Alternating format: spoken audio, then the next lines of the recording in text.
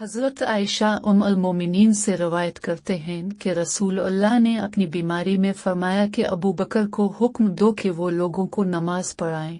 हज़रत आयशा का बयान है, मैंने अर्ज़ किया कि अबू बकर आपकी जगह खड़े होंगे तो लोग उनके रोने के सबब से उनकी आवाज़ न सुन सकेंगे, इसलिए आप हज़रत उमर को हुक्म दे के नमाज पढ़ाएं। आपने फरमाया कि अबू बकर को कहो कि लोगों को नमाज पढ़ाएं।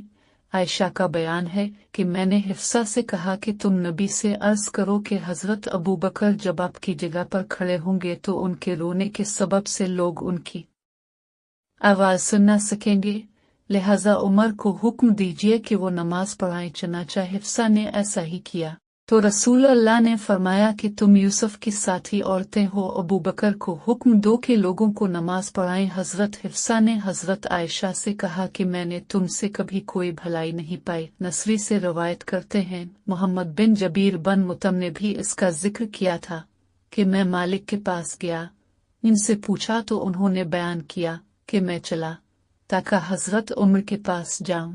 मैं पहुंचा तो उनका दरबान यरफक आया और पूछा, क्या हज़रत उस्मान और अब्दुर्रहमान और जुबैर और साद को अंदर आने की इजाज़त देते हैं?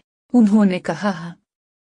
चनाचा वो लोग अंदर आए, सलाम किया और बैठ गए। फिर यरफक ने कहा कि हज़रत अली और हज़रत अब्बास को इजाज़त देते, इन दोनों को भी अंदर आने की इजाज़त दी।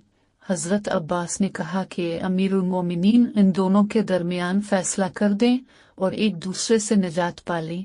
हज़रत उमर ने उनसे कहा कि सब्र करो, मैं तुम्हें अल्लाह का वास्ता देकर पूछता हूँ कि जिसके हुक्म से आसमान और ज़मीन कायम हैं, क्या तुम जानते हो कि नबी ने फरमाया कि हमारा कोई वारिस न होगा, हमने जो कुछ छोड़ा वो सदका है, और ये नबी ने सिर्फ अपनी ज़ात के मुतालिक फरमाया? इन लोगों ने हाँ आपने फरमाया है।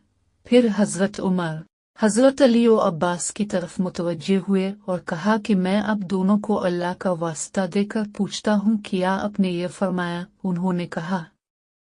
हज़रत उमर ने कहा कि मैं तुम लोगों से इसकी हकीकत बयान कर दूँ।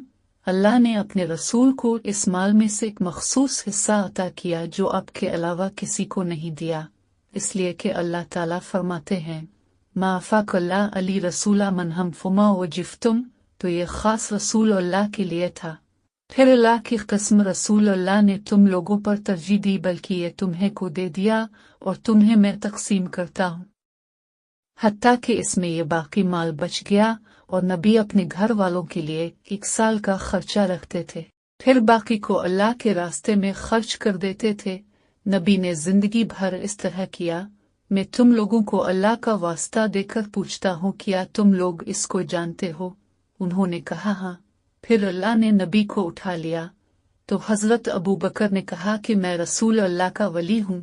चनाचा इस पर उन्होंने कब्जा कर लिया और जिस तरह रसूल अल्लाह करते थे इसी तरह उन्होंने भी किया, और हज़रत अली और इब्न अब्बास की तरफ मुतवज्जे होते हुए कहा कि आप दोनों इस वक्त मौजूद थे और आप दोनों गुमान करते थे कि हज़रत अबू बकर ऐसे ऐसे हैं, हालांकि अल्लाह जानता है कि वो इस मामला में सच्चे थे, नेक थे, रास्ते पर थे, हक के ताबे थे। फिर अल्लाह ने अबू बकर को उठा लिया तो मैंने कहा, मैं रसूल अल्लाह और हज़रत अबू बकर का वली हूँ। मैंने इसको 2 साल तक अपने कब्जा में रखा और इसमें इसी तरह तसर्रुफ करता रहा जिस तरह रसूल अल्लाह और अबू बकर ने किया कि फिर अब मेरे पास आए और अब दोनों की बात यकसां थी और काम भी एक था।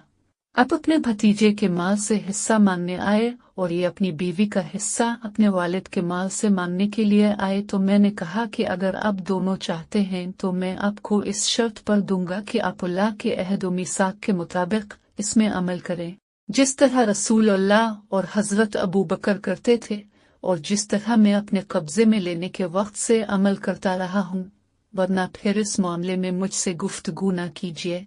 तो आप दोनों ने कहा कि हमें इस शर्त पर दी दो। फिर मैंने आपको दे दिया।